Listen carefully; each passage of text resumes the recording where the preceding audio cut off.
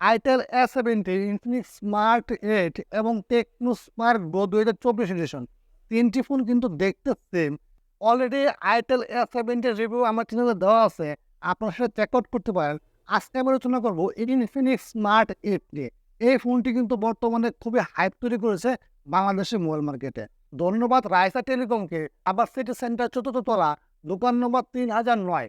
এইখানে আপনি সকল ধরনের স্মার্টফোন পেয়ে যাবেন। আপনি এখানে গিয়ে চেক আউট করতে পারেন এবং টেকনোলজি সোহাগের নাম বললে আপনি এখানে কিছু ডিসকাউন্টও পেয়ে যাবেন। তো বন্ধুরা, সরাসরি চলে আসা যাক ভিডিওতে। ইনফিনিক্স স্মার্ট 8 এই স্মার্টফোনটি কীরকম? এই স্মার্টফোনটি আমার কাছে প্রাইস অনুযায়ী যথেষ্ট ভালো লেগেছে। পার্ট বাই পার্ট আপনাদের সামনে তুলে ধরার চেষ্টা করবো কোন জিনিসটি ভালো লেগেছে এবং কোন জিনিসটি খারাপ লেগেছে। এখন বন্ধুরা, প্রথম যদি কথা বলি ডিজাইন নিয়ে, ডিজাইন এক কথা আমার কাছে অসাধারণ লেগেছে। এই প্রাইস রেঞ্জে আইফোনের ক্যামেরা কাটআউট দেওয়া হয়েছে, বক্সি টাইপের ডিজাইন দেওয়া হয়েছে, কিন্তু ফুল বক্সে দেওয়া হয় নাই। একদম এজগুলো একটু কার্ভি দেওয়া হয়েছে, যার কারণে আপনি এই ফোনটি যখন হাতে নেবেন মোটামুটি কমফোর্টেবল ফিল করবেন। তাছাড়া এই ফোনটি ওয়েট এবং থিকনেস আমার কাছে যথেষ্ট ভালোই মনে হয়েছে। মানে খুব বেশি ওয়েটও না, আবার খুব বেশি পাতলাও না। এখন যদি বাটন এবং পোর্টস নিয়ে কথা বলি, সকল ধরনের বাটন এবং পোর্টস আপনি এখানে পেয়ে যাবেন। আপনি রাইট সাইডে পেয়ে যাবেন ভলিউম কি এবং ফিঙ্গারপ্রিন্ট সেন্সর, এবং পাওয়ার বাটনে কিন্তু ফিঙ্গারপ্রিন্ট সেন্সরটা দেওয়া হয়েছে, যার স্পিডও মোটামুটি যথেষ্ট ভালো। তাছাড়া লেফট সাইডে পেয়ে যাবেন হলো সিম কার্ডটি, এবং এখানে আপনি দুটো সিমের পাশাপাশি একটি মাইক্রো এসডি কার্ড ব্যবহার করতে পারবেন। উপর দিকে কিছু দেওয়া হয় না, নিচের দিকে আপনি 3.5mm audio jack, type C charger port, speaker grille এবং প্রাইমারি মাইক পেয়ে যাবেন। এখন যদি আমি ডিজাইন নিয়ে কথা বলি, ডিজাইন আমাকে যথেষ্ট ভালো লেগেছে। ব্ল্যাক কালার এবং সিলভার কালার দুটোই কিন্তু অনেক সুন্দর। আপনি আপনার মতো ইচ্ছা মতো একটি ডিজাইন পিক করতে পারেন। দুটো কালারই আমার কাছে যথেষ্ট ভালো লেগেছে। ফোনটির পিছনে ক্যামেরা কাটআউট নিয়ে কথা বলি বা পিছনে ডিজাইন নিয়ে কথা বলি, তাহলে তিনটি বড় বড় ক্যামেরা কাটআউট দেওয়া হয়েছে, যার দুটি হলো ক্যামেরা আর একটু ফ্ল্যাশ লাইট, এবং আপনি এখানে পিছনে ইনফিনিক্সের ব্র্যান্ডিং দেখতে পাচ্ছেন। তেমন কোনো ফিঙ্গারপ্রিন্ট লাগে না এখানে। এই ফোনটি ক্যামেরা নিয়ে কথা বলি, তাহলে এই ফোনটিতে কিন্তু পিছনে দুটো ক্যামেরা ব্যবহার করা হয়েছে, আপনার সামনে একটি ক্যামেরা ব্যবহার করা হয়েছে। পিছনে মেইন ক্যামেরাটা হলো 13 মেগাপিক্সেল এবং একটি এআই লেন্স, আর সামনে হলো আপনি এখানে 8 মেগাপিক্সেলের সেলফি ক্যামেরা পেয়ে যাচ্ছেন। এই ফোনটির ক্যামেরা আমার কাছে এই প্রাইস রেঞ্জের তুলনায় যথেষ্ট ভালোই লেগেছে। এই লাইটে এই স্মার্টফোনটি যথেষ্ট ভালো মানের ছবি তুলে, আলো থাকলে ডিটেলস ধরে রাখার চেষ্টা করে। তাছাড়া এখানে এই ফোনটির ডাইনামিক রেঞ্জ আমার কাছে একটু কম মনে হয়েছে, কিন্তু প্রাইসটাও দেখতে হবে। তাছাড়া এই স্মার্টফোনটি আরও যা যা কিছু প্রোভাইড করছে সেগুলো আপনাকে দেখতে হবে। এখন বন্ধুরা, এই স্মার্টফোনটির আমার সেলফি ক্যামেরা মোটামুটি ভালোই লেগেছে, কিন্তু অন্যান্য যে ব্র্যান্ড আছে সেই ব্র্যান্ডের তুলনায় এই ফোনটির যেই ক্যামেরা স্পেসিফিকেশন বা ক্যামেরা অপশন সেগুলো আমি একটু বেশি দেখেছি। স্লো মোশন, আপনি টাইম ল্যাপস, সব ধরনের ফ্যাসিলিটি আপনি ইনফিনিক্স স্মার্ট 8 পেয়ে যাবেন। আপনি এখানে কিছু স্যাম্পল দেখতে পাচ্ছেন, সেটা দেখে আপনি আন্দাজ করতে পারবেন যে এই স্মার্টফোন ক্যামেরা পারফরমেন্স কীরকম।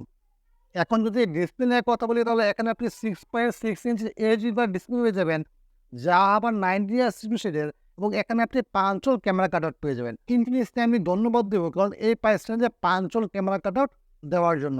5 ক্যামেরা কাটআউট দেওয়ার ফলে এই ফোনটির যে ডিসপ্লে লুকটা সেটা একদম পাল্টে গেছে। এখন যদি ডিসপ্লে কোয়ালিটি নিয়ে কথা বলি, 90 হার্জ দেওয়ার কারণে ফুল এইচডি প্লাসের যে ঘাটতি সেটা কিন্তু আমরা এখানে পুষিয়ে ফেলতে পেরেছি। তাছাড়া এই ফোনটির ডিসপ্লেতে কন্টেন্ট ওয়াচ করলে যথেষ্ট ভালো লাগে। প্রাইসটা তুলনায় কালারও মোটামুটি ভালোই লাগে। আপনি ইউটিউবে 1440 পিক্সেলের ভিডিও ওয়াচ করতে পারবেন। ফোনটির র্যাম রোম নিয়ে কথা বলি, তাহলে এখানে আপনি পেয়ে যাচ্ছেন 4GB ভেরিয়েন্টের র্যাম এবং 64GB ভেরিয়েন্টের স্টোরেজ এবং 128GB ভেরিয়েন্টের স্টোরেজ।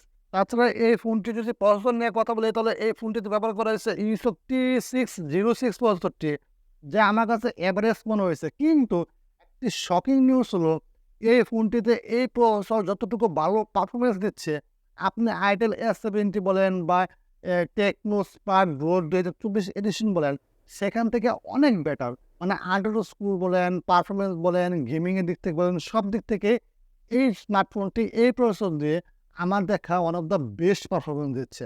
এখানে আপনি আন্ডার স্কোর 2,50,000 বা 40-এর কাছাকাছি দেখতে পারবেন, এবং যথেষ্ট ভালো একটা আন্ডার স্কোর। আর গেমিংয়ের কথা বললে, এই স্মার্টফোনটি দিয়ে আপনি মোটামুটি ভালো মানের গেমিং করতে পারবেন। ভালো মানের গেমিং মানে এই প্রাইস রেঞ্জে যে গেমিং করা যায়, মোটামুটি লো গেম যেগুলো আছে। তাছাড়া আপনি সর্বোচ্চ ফ্রি ফায়ারও খেলতে পারবেন, পাবজি লাইট খেলতে পারবেন। কিন্তু ফুল পাবজি ভার্সনে খেলতে গেলে প্রথম কয়েকদিন ভালো চলবে, কিন্তু যত দিন যাবে এই স্মার্টফোনটির পারফরমেন্স তত হাতে থাকবে। কিন্তু আপনি যদি ফ্রি ফায়ার খেলেন তাহলে যথেষ্ট ভালো মানের ফ্রি ফায়ার খেলতে পারবেন এই স্মার্টফোনটি দিয়ে। এখন যদি বন্ধুরা এই ফোনটি ব্যাটারি নিয়ে কথা বলি, ৫০০০ ব্যাটারি, 10 ওয়াটের charger, type C charger port পেয়ে যাচ্ছেন। এটাই সবচেয়ে বড় কথা। ২০২৪ সালের কাছাকাছি এসে আমরা টাইপ সি ছাড়া কিছু ভাবতেই পারি না। সব জায়গায় এখানে টাইপ সি দেওয়া হয়েছে, ল্যাপটপ, কম্পিউটার এবং মোবাইল সহ। তো বন্ধুরা ধন্যবাদ ইনফিনিক্সকে আবারও টাইপ সি পোর্ট দেওয়ার জন্য। এই স্মার্টফোনটি বর্তমানে বাংলাদেশে যতগুলো মোবাইল আছে এই প্রাইস রেঞ্জে, তাদের মধ্যে আমি one of the best phone বলবো। কারণ তার ডিজাইন, কারণ তার লুক, পাঞ্চল ক্যামেরা কাটআউট, তার ক্যামেরা পারফরম্যান্স, তার গেমিং পারফরম্যান্স, তার প্রসেসর পারফরম্যান্স সবকিছু মিলিয়ে আমার কাছে যথেষ্ট ভালো মনে হয়েছে এই প্রাইস রেঞ্জে। এখন আপনি যদি রাইসা টেলিকমে গিয়ে এই স্মার্টফোনটি বাই করেন এবং টেকনোলজির সঙ্গে কথা বলেন, তো অবশ্যই আপনি সেখানে কিছু ডিসকাউন্ট পাবেন। আজকে এই পর্যন্তই। দেখা হচ্ছে পরবর্তী ভিডিওতে। ততক্ষণ ভালো থাকুন, সুস্থ থাকুন।